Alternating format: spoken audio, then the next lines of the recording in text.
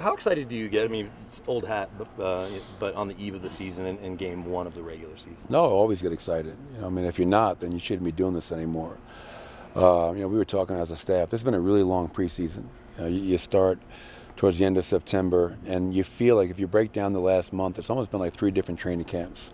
Camp before you go to Abu Dhabi, camp when you get home from Abu Dhabi, and then obviously a little mini camp after our last game against Minnesota. So I think I speak for the entire group. Everybody's excited to finally get back out there and start the season off. And what greater challenge than you have the #1 seed from last year in OKC coming into our building. And we know our fans are going to show up like they always do, and hopefully our players are ready to go out there and do their jobs and try to get off to a great start.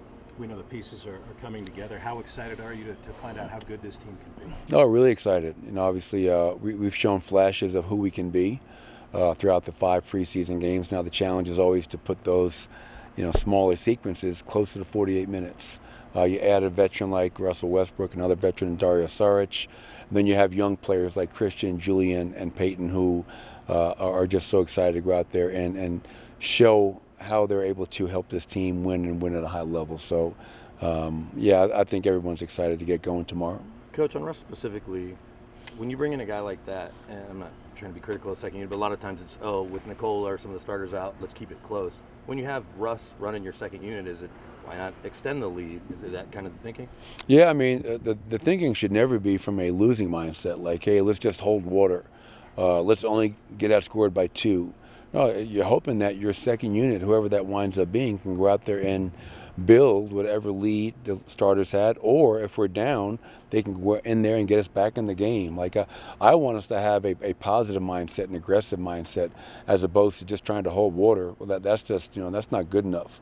And obviously, the Russell Westbrook's never taken a backward step in his life, and I don't expect him to start doing that now.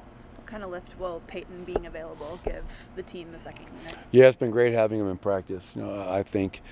This is not a knock on anybody on our roster, but Peyton is able to do things that a lot of guys on our roster can't, especially coming off the bench. You talk about his defensive versatility, you talk about that athleticism, and then even offensively, just the different things that he provides, from attacking the basket, finishing, making plays off the bounce. So it's going to be great to have Peyton out there and back playing, which is where we've missed him in those 5 preseason games. Because he didn't play, is there, do you ramp him up? Is there like lower minutes early on or something like that? No. I mean, he's a young kid, man. He's 22 years old. This is game 1. If he gets tired or whatever, we can always read that. But no, I love the fact that going into the season, there are no minute restrictions. Guys that are playing go out there and play, and as long as you're asked to play and do the best job that you can. You mentioned earlier doing your job. What does doing your job look like against Oklahoma City? Well, I think it requires great discipline. Obviously, I think one thing I challenge our players today, we played him in the preseason, division rival, #1 seed. We have to have much better discipline in terms of who we're guarding, knowing their tendencies. Shea, for example, he leads the league every year in rejects and pick and rolls. You can't let him reject. He leads the league in steals per game. We have to be really careful with the ball around him, not try to dribble in a crowd. We have to trust the pass. So there's certain things that we can do, and not just with Shea, but all their players, that can help us have success from a personnel standpoint, from a discipline standpoint. What are we trying to do offensively and defensively? They're a great defensive team. They're physical. They try to push you out. And if we're lazy and we don't create leads and we're not physical ourselves, we're playing right into their hands. And the one challenge we have is if we can try to force the Thunder to be a half-court team, which means that we're taking care of it and not giving up 25-plus points in transition, we'll give ourselves a chance to win. In the preseason game, I know it's preseason, but when you have 24 turnovers for 30-plus points, now you're beating yourself, and it's going to be really hard to beat the #1 seed in the West while you're also beating yourself. So those are some of the things, Ryan, that I think we can really focus upon in hopes of getting a win tomorrow night. A year ago, you guys were lifting the banner, getting your rings. Last night, watching a different team do it.